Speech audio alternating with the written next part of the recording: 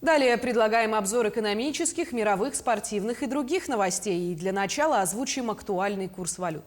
По информации Центробанка России, 1 доллар стоит сегодня 75 рублей 77 копеек, евро остановился на отметке 86 рублей 89 копеек. Покупает сегодня американскую валюту по лучшей цене Россельхозбанк за 75,90, продает Азиатско-Тихоокеанский за 76 рублей 52 копейки. Самый выгодный курс покупки евро сегодня у Совкомбанка – это 86 рублей 75 копеек. Продает по лучшей цене Азиатско-Тихоокеанский за 87,32. В России возрождаются традиции семейного бизнеса, который определял развитие страны в 19 и начале 20-х веков, заявил премьер-министр Михаил Мишустин. Он пообещал семейным предприятиям господдержку и решение отдельных конкретных проблем. Глава правительства принял участие в работе Всероссийского форума семейного бизнеса «Успешная семья. Успешная Россия». Фамильные предприятия являются основой экономик многих стран, обеспечивая до 70–90% годового глобального валового внутреннего продукта и 50–80% занятости. Из них со временем выросли некоторые крупные корпорации. У нас ситуация несколько отличается, заметил премьер, но постепенно традиции семейного бизнеса возрождаются. По данным торгово-промышленной палаты, примерно 3/4 малых и средних компаний России относятся именно к таким предприятиям. Потребление рыбы в России за 7 лет упало на 26%. Россияне отказываются от нее не только из-за цен, но и по причине невысокого качества. Рыбный союз проанализировал данные Росстата и выяснил, что в среднем россиянин в 2021 году потратил на рыбу и морепродукты 2873 рубля при средней цене на рыбопродукцию в 144 рубля за килограмм. Ситуация не является специфической для России. Эксперты среди причин снижения потребления назвали невысокое качество продукции. Часто в магазинах продается перемороженная рыба в скучной упаковке. Кроме того, в России мало готовой рыбной продукции, а молодое поколение не хочет чистить, потрошить и готовить рыбу дома. Покупка квартир для сдачи в аренду становится все менее выгодной. Цены на жилье поднялись сильнее, чем арендные ставки. Средний срок окупаемости квартиры в городах-миллионниках к концу 2021 года составил 16,5 лет. В конце 2020 года срок был меньше, почти 16 лет. Если при этом окупать еще и проценты по ипотеке, то сроки могут превысить и 20 лет. Служба исследований крупнейшей российской онлайн-платформы по поиску работы и сотрудников провела опрос среди соискателей Дальнего Востока и выяснила, на что они планируют тратить больше времени в 2022 году. Для большинства жителей приоритетом станет работа. 57% намерены тратить на это большую часть времени. На втором месте оказались саморазвитие, причем мужчины и женщины в данном вопросе оказались солидарны. На третьем месте семья, посвящать ей время планирует 45% дальневосточников. Благотворительный центр по реабилитации детей, имеющих ограниченные возможности здоровья, с помощью верховой езды успешно реализует и расширяет свои программы. Иппотерапия – это уникальный метод физической и психологической реабилитации с помощью занятий верховой ездой. Теперь иппотерапия стала доступна для детей Якутии. Сейчас моя коллега Марфирина Алексеева более подробно знакомится с данным методом реабилитации. Марфирина, здравствуй. Расскажи о иппотерапии, насколько она действенна и актуальна. Надежда, приветствую. Мы находимся в манеже, как раз-таки, где проводятся все занятия по иппотерапии с детьми. Ну вот, хотелось бы отметить, да, что вот действительно это очень актуально в Якутии, в Якутске. Это единственный центр, который открылся 2 года назад и реализует такие интереснейшие программы, о которых как раз-таки мы и поговорим, и подробнее узнаем. И сейчас мы о этом центре, о его программах, методике поговорим с Максимом Кормшиным, инструктором по иппотерапии и адаптивной верховой езде. Здравствуйте. Здравствуйте. Расскажите, пожалуйста, как все начиналось? 2 года назад вы начали, уже реализуете, и насколько видны результаты? Ну да, прошу прощения. Действительно, начали мы примерно 2 года. Ну, определенные задумки были раньше, но ввиду того, что занятие достаточно сложное и опасное, мы значительное время потратили на обучение, на строительство этого манежа, да, потому что требования к таким видам реабилитации достаточно строгие, и требует именно занятий в закрытых помещениях. Ну, ввиду того, что лошадь животное, прошу прощения, достаточно пугливое. Ну, плюс еще дети с ОВЗ разных, так сказать, направлений, тоже не всегда достаточно социализированные, какие-то непонятные ситуации их могут испугать. Ну, а что касается помощи результатов наших занятий, вот можно видеть девочка Мария, у нее ДЦП детский, достаточно плохая у нее была спастика, очень малоподвижной была. Сейчас вот, как вы видите, достаточно неплохо, ну, для своего диагноза, естественно, двигается. Вот гимнастические упражнения выполняет. Вот о этих чудодействиях, таких воздействиях лошади всем очень интересно узнать. Я так понимаю, что она уникальна тем, что у нее вот шаг очень приближен, да, с темпом и шагом человека. Немного об этом подробнее. Ну да, как бы на сегодняшний день это основная такая версия, теория, что именно благодаря такой вот синхронности действий лошади во время шага, ее длине, да, ну в том числе, кстати, температуре тела несколько более высокой, чем у человека, происходит нагрев мышц, происходит вот, ну ввиду того, что человек, вот, в частности Мария, не может сама шагать, лошадь, грубо говоря, это делает за нее. То есть с теми колебательными движениями, которые производит, они имитируют действительно по имеющейся на сегодняшний день точки зрения.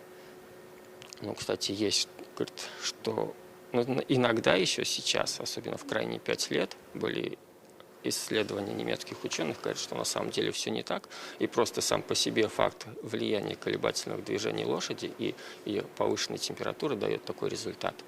Ну, как-то так вот. Да. Ну, вот я так понимаю, что вы, как я услышала, называете губкой, да, вот лошадью. То есть она, получается, помогает даже не только как вот и физически, да, своим вот, но и как-то ментально, да. Вот, Ну, что вы думаете? да, как-то вот.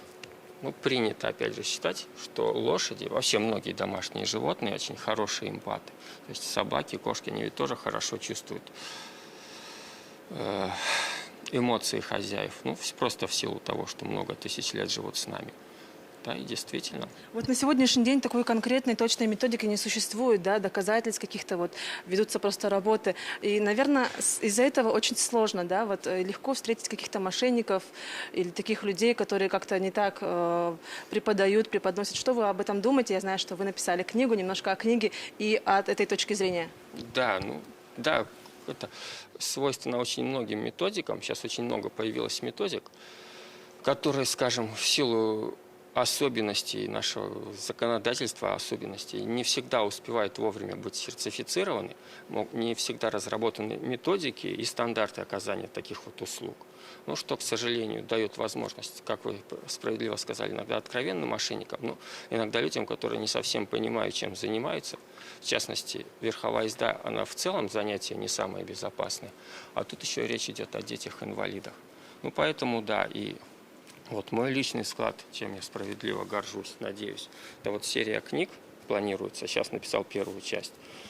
Как раз здесь я попытался собрать в крайне сжатой форме и саму историю развития терапевтической, условно назовем его так, влияние терапевтического верховой езды, ну и существующие на сегодняшний день методики реабилитации. Хочу подчеркнуть, что ипотерапия – это одна из них, связана именно с верховой ездой. Ну, также ввиду того, что это достаточно серьезные физические нагрузки, а части наших воспитанников верхом ездить нельзя, есть также методы реабилитации вроде иповенции, о которой я тут написал, той же трудотерапии, которая допускает общение лошади без верховой езды.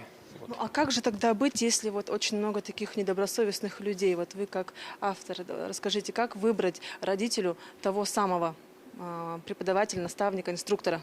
Ну, собственно, правила-то такие, они как бы больше даже сугубо законодательные. Ну, попросить документ об образовании, да. Ну, к сожалению, вот я не слышал, чтобы где-то был прям описано, вот, как где-то вузовский курс 5-летний.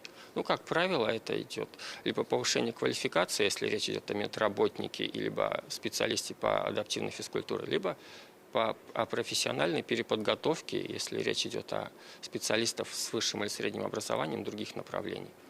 Но это, опять же, самый минимум. Ну, также можно просто попросить АКВЭД о организации. Там указано ИГРЮ, прошу прощения, организации, там посмотреть в акведах, чем она занимается. Спасибо вам большое. Ну, а сейчас я предлагаю, пока у нас есть пара минут, подойти. И вот я не могу не отметить, да, данный такой великий труд. Здравствуйте.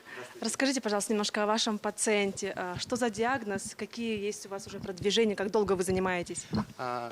Нашу подопечную зовут Мария. Сегодня у нас с ней проходит 12-е занятие.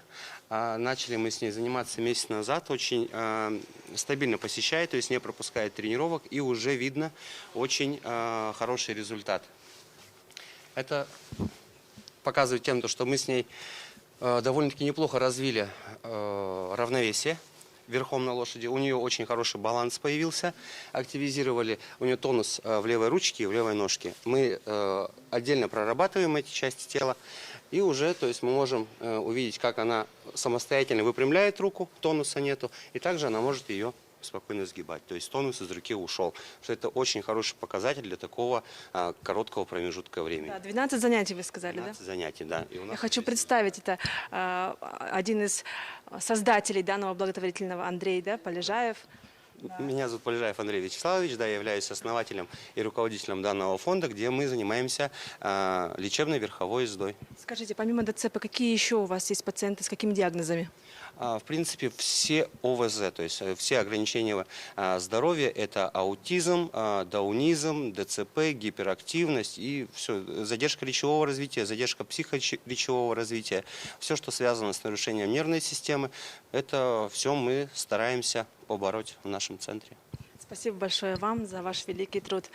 Ну, а на этом я закончу, и в дальнейшем уже о этой программе и о том, как попасть сюда. И на самом деле попасть на эти занятия может не только люди с ОВЗ, но и всем это будет очень полезно. Передаю слово коллегам. Благодарю Мурфирина. С нами на связи была моя коллега Мурфирина Алексеева. Мы переходим к другим темам. На территории смотровой площадки «Сопка любви» минувшей ночью произошел пожар в здании кафе. Деревянное сооружение построили совсем недавно и успели провести в нем всего 3 новогодних мероприятия. По словам сотрудников, накануне пожара мероприятий в здании не было. По предварительным данным, огонь вспыхнул в котельной, и он уничтожил строение по всей площади.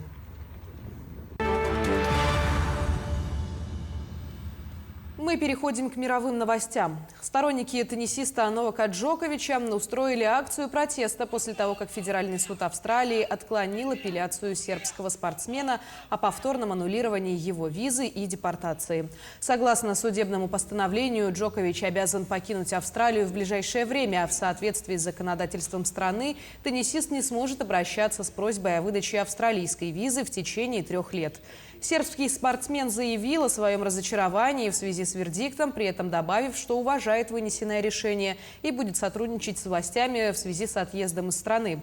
Место Джоковича займет итальянский теннисист Сальваторе Карузо, который занимает 150-ю строчку в рейтинге Ассоциации теннисистов-профессионалов.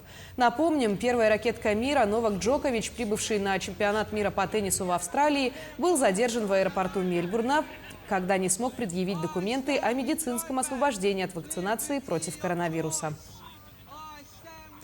Верблюжьи бои весьма популярны в Турции и привлекают многочисленных зрителей. По мнению защитников прав животных, нельзя натравливать верблюдов друг на друга, поскольку это причиняет им страдания и может привести к увечьям. Подробности узнавал Сергей Берец. Традиционный 40-й по счету фестиваль верблюжьих боев состоялся в Сельчуке на западе Турции. Он собрал более 150 участников и многочисленных болельщиков. Владельцы стараются, чтобы их подопечные выглядели как можно наряднее. Суть состязания состоит в том, чтобы верблюд повалил своего соперника или заставил отступить. Во избежание травм на бойцов надевают намордники, говорит бывший представитель Министерства туризма в Сельчуке Мехмед Фалакали. У них нет возможности кусать друг друга или причинять какой-то другой вред. Более того, на арене всегда находятся 22 человека, по 11 на каждого верблюда. Они держат веревки, за которые оттаскивают соперников, если рефери решит, что дело принимает дурной оборот. Ничип Катура – владелец 3 верблюдов. Такие поединки, говорит он, древний обычай. Этому занятию надо предаваться с любовью. На самом деле это же не драка, а спортивная борьба, как у людей. Еще недавно рядом с бойцами на арене помещали самку, готовую к спариванию, и самцы вступали в единоборство за нее. Теперь же, как правило, верблюдов просто не кормят перед состязанием, и в бой их толкает чувство голода. Как бы там ни было, защитники прав животных осуждают такую забаву. Стравливать верблюдов – преступление, убеждена Гюльгюн Хамачиоглу. Разве можно спокойно смотреть на страдания живых существ, которые способны покалечить, а то и убить друг друга, радоваться этому и извлекать финансовую выгоду, сетует она. Но владельцы верблюдов, участвующих в схватках, говорят, что относятся к ним как к собственным детям. Тем временем спутник зафиксировал момент извержения подводного вулкана Хунга-Тонга-Хунга-Хапай в Тихом океане, вызвавшего цунами высотой до 3 метров в четверг. На кадрах постепенно увеличивается диаметр волн, поднятых со дна выбросом пепла и газа. Радиус извержения составил 260 километров, а пепел, пар и газ поднялись на высоту до 20 километров над уровнем воды. В результате извержения на островное государство Тонга обрушилось цунами. На данный момент нет информации о погибших и пострадавших. В некоторых регионах недоступны мобильная связь, интернет и электричество. По словам специалистов, это одно из мощнейших извержений на Тонга за последние 30 лет. Снегопад засыпал греческий остров Самотраки. Жители деревень оказались пленниками в собственных домах. Им на помощь пришли пожарные. Подробности в следующем сюжете. Толщина снежного покрова на острове Самотраки в Эгейском море достигает 1 метра, а то и больше. По словам мэра, такого здесь не было 15 лет. Улицы деревень приходится чистить вручную, поскольку они слишком узкие для уборочной техники. Поступают сообщения об обрыве проводов из-за налипания снега. Это приводит к перебоям с электричеством. Сугробы превратили дома в западни, говорит пожарный Георгос Василукас. Мы реагируем на вызовы людей, оказавшихся в ловушке в собственном жилье. Одному человеку оказали первую помощь, а потом доставили его к врачу. К счастью, обошлось без крепких морозов. Температура колеблется от 3 градусов Цельсия днем до такого же значения ниже нуля ночью. Кое-где навалило до 3 метров снега, а еще дул сильный ветер. Порывы достигали 11-12 баллов по шкале Бофорта. На севере Греции вышли из берегов реки. Сотрудникам экстренных служб пришлось откачивать воду из затопленных домов и убирать поваленные деревья. Тающий айсберг над гаванью Сиднея предупреждает об опасности глобального изменения климата. Представление под названием «Оттепель» устроила театральная труппа «Legs on the Wall». Глыба льда весом почти в 3 тонны, подвешенная над гаванью Сиднея, медленно тает на глазах зрителей. Представление должно привлечь внимание к последствиям человеческого воздействия на природу, в первую очередь к изменениям климата и глобальному потеплению. Тем временем российские ученые Центра имени Гамалеи рассматривают вариант создания новой вакцины против COVID-19 на основе сразу нескольких штаммов вируса. Об этом сообщил заместитель директора Центра Денис Лугунов. Отмечается, что часть препарата на основе уханьского или дельта-штамма сможет защитить от заражения новыми вариантами вируса, а другая часть на основе омикрона будет защищать граждан от заражения вариантами коронавируса, мутировавшими уже из омикрона. Говоря о дальнейшем развитии ситуации, ученый отметил, что с появлением омикрона число заболевших ковидом в России будет очень высоким. Далее смотрите брифинг оперативного штаба по эпидобстановке в регионе. Узнаем, сколько человек заразились коронавирусом за минувшие сутки и принимаемых мерах против инфекции. Расскажите, пожалуйста, о текущей эпидемиологической ситуации по коронавирусу на сегодняшний день. Добрый день, уважаемые жители Республики Саха-Якутия. За прошедшие сутки в Республике Саха-Якутия фиксируется увеличение количества случаев, выявленных новой коронавирусной инфекцией. Зафиксировано по данным Управления Роспотребнадзора 405 случаев заболевания, в том числе 27,2% составляют дети, лица школьного возраста. Из 295 взрослых, непривитых, 289 граждан, это 97%. Необходимо обратить внимание, что течение заболевания у детей, все дети поставлены на учет, течение заболевания у детей происходит в легкой форме, и, соответственно, медицинская помощь оказывается в срок нашими поликлиническими отделениями на территории Республики Саха-Якутия. Необходимо обратить внимание на тот факт, что на настоящий момент основное количество заболевших фиксируется в городе Якутске, и скорость распространения инфекции увеличилась по сравнению с распространением инфекции в предыдущие периоды. Сегодня в наших стационарах получают лечение 642 пациента, в состоянии средней тяжести 588 человек, в тяжелой 49, при этом 97% пациентов являются непривитыми. В отделениях реанимации находится 5 крайне тяжелых больных. В реанимации, речь идет о реанимации в целом по республике. На ежедневном контроле также остаются такие города, как город Якутск, Мегино-Кангаласский, Алданский, Горный, Намский и Усть-Алданский район. Оперативным штабам, оперативные штабы районов мониторят ситуацию постоянно. Первым компонентом в целом по республике привито 541 805 человек, что составляет 75,6% взрослого населения. Необходимо обратить внимание, что в республике продолжается кампания по ревакцинации. По всем исследованиям в системе здравоохранения, Роспотребнадзора, лица, которые непосредственно у нас вакцинированы, которые ревакцинированы, даже в том случае, если они повторно заболевают или заболевают ковидом, то течение происходит значительно легче. Уважаемые жители Республики Саха-Якутия, вы знаете, что с сегодняшнего дня введены правила указом главы Республики Саха-Якутия, по которому вход в торговые центры осуществляется на основании QR-кодов. Необходимо обратить внимание на неукоснительное соблюдение. Соответственно, необходимо также и обратить внимание на то, что как в городе Якутске городские система дополнительного образования, так и республиканская система дополнительного образования на настоящий момент приостановила оказание своих услуг в очной форме, и, соответственно, все кружки и секции на настоящий момент переведены на дистанционную форму обучения. Необходимо также обратить внимание, что с сегодняшнего дня начали работать частные поликлиники, все наши частные медицинские организации по приему бесплатно граждан по экспресс-тестированию для выхода населения в случае, если требуется подобного рода экспресс-тест при выходе на работу, если гражданин приехал или выходит из отпуска.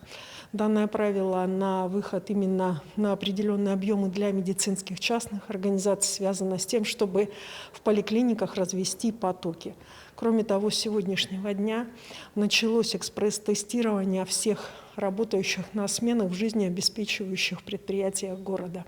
В связи с чем обращаем ваше внимание на необходимость самоконтроля за собственным состоянием здоровья. Медицинские организации работают в режиме повышенной готовности. Это был брифинг по эпидобстановке в Якутии, а мы продолжаем. 17 января в 1773 году, ровно 249 лет назад, Джеймс Кук пересек Южный полярный круг. О том, чем еще знаменателен сегодняшний день, узнаем из рубрики «Даты и события».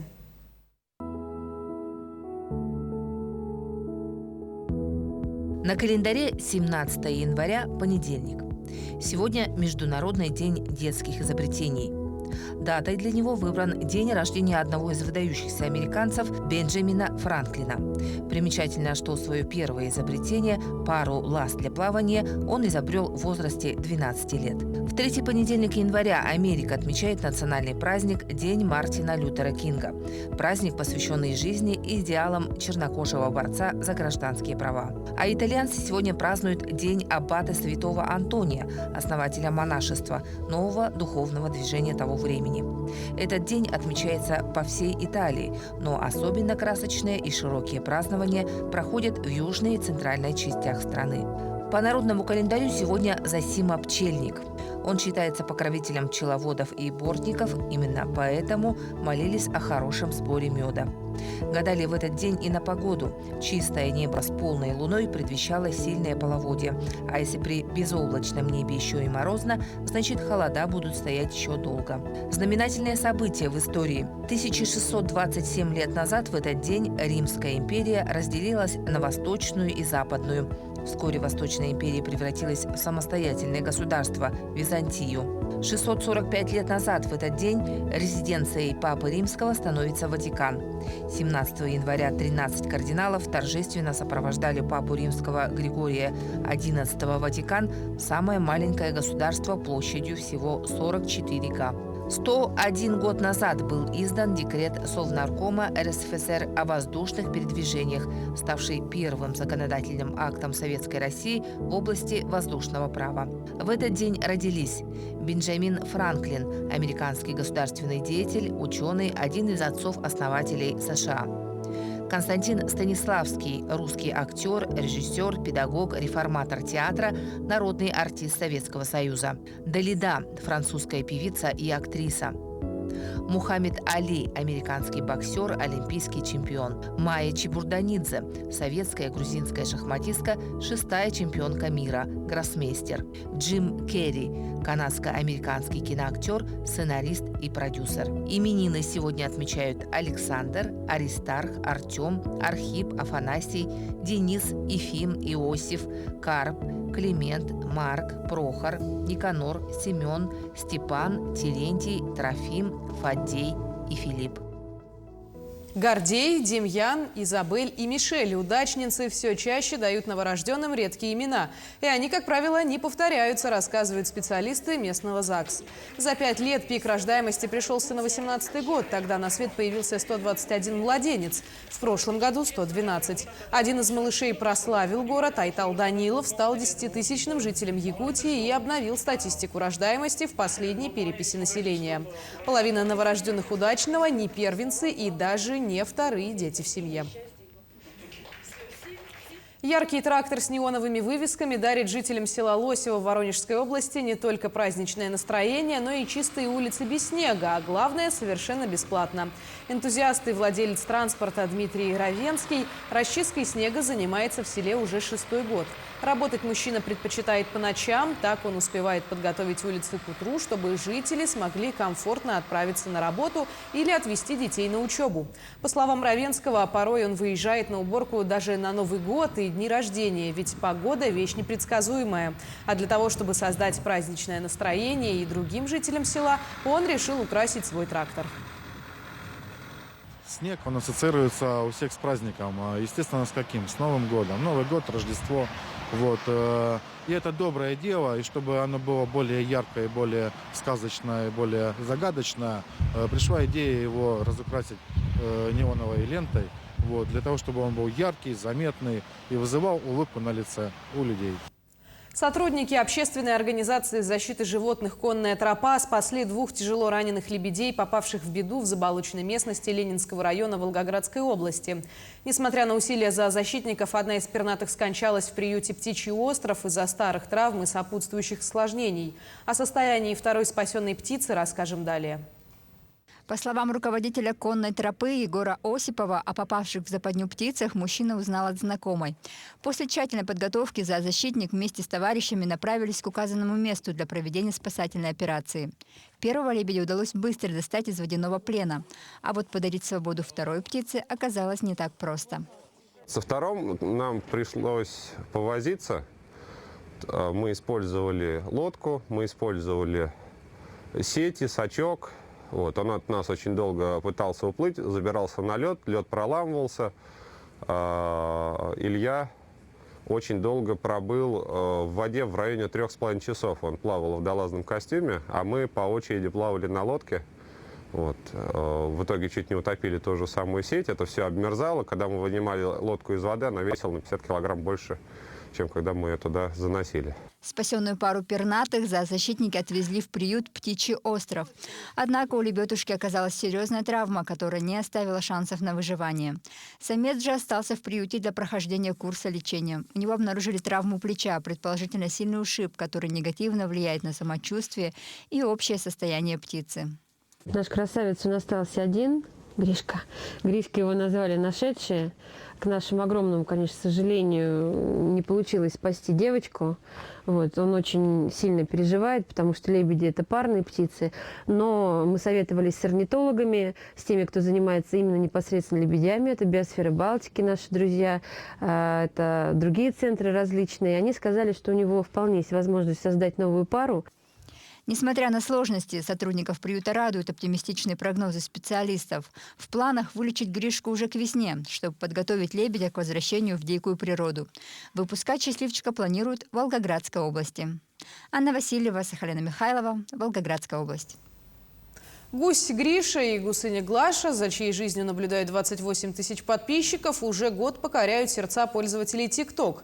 По словам хозяина птицы, жителя Всеволожска Рустама, его питомцы не просто красивые и умные птицы, но также способны приносить пользу, охраняя имущество.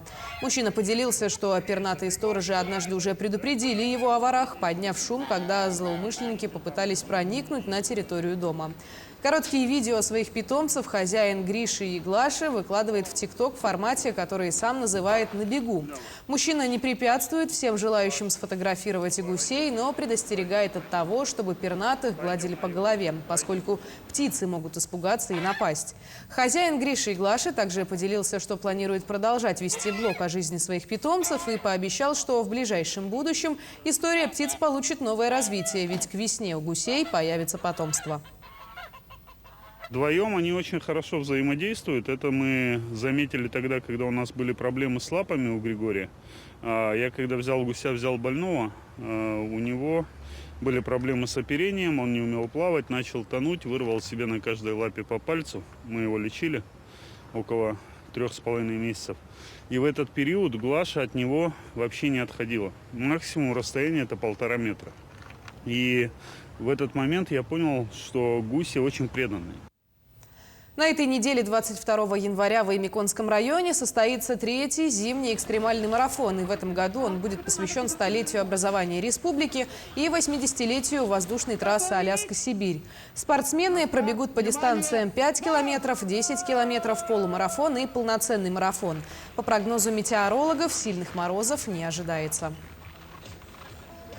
На данный момент прошли регистрацию 65 участников, из них 26 женщин, 39 мужчин, 1 мастер спорта международного класса по легкой атлетике, 3 мастера спорта Российской Федерации, 5 мастеров спорта Республики Саха-Якутия.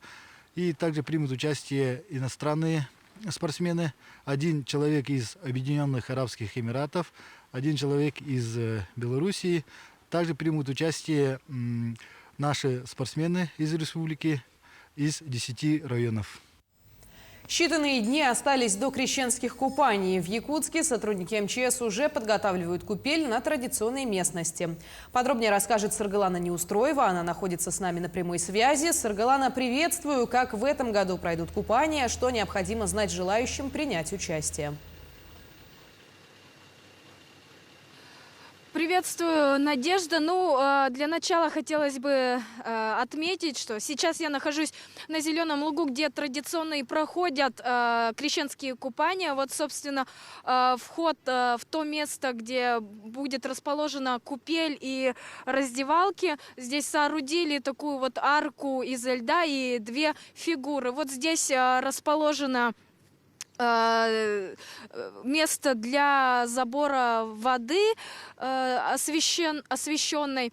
Ну и как раз сейчас в самом разгаре строительной монтажной работы по палатке. Вот делают палатки работники. Крещенские купания в этом году пройдут 19 января, будут немного различаться от прошлогодних из-за сложной эпидситуации. Так, это, конечно же, прежде всего социальное дистанцирование, а также ношение масок. Кроме того, количество людей, находящихся в купели, также будет ограничено. Ну, а о том, какие правила необходимо соблюдать, чтобы крещенские купания прежде всего прошли безопасно, нам рассказал Александр Гриценко, организатор крещенских купаний в Якутске. В первую очередь надо думать о своем здоровье. Если у вас есть какие-то ограничения, допустим, сердечно-сосудистые заболевания, заболевания опорно-двигательной системы, то, конечно, лучше не рисковать, лучше поберечься. Можно просто умыть лицо руками себе, там, как говорится, святой водой, значит, окропить себя. Не надо в саму купель заходить, не нужно. А если здоровье позволяет и вера позволяет, тогда, пожалуйста, милости просим. Всех ждем здесь. Ну, собственно, работы здесь закончатся уже сегодня, наверняка к вечеру. Стоит отметить, что температура воды будет равняться где-то около 2-3 градусам. При этом температура в самих палатках будет превышать 20 с лишним градусов. Ну, а к этому часу у меня все. Надежда.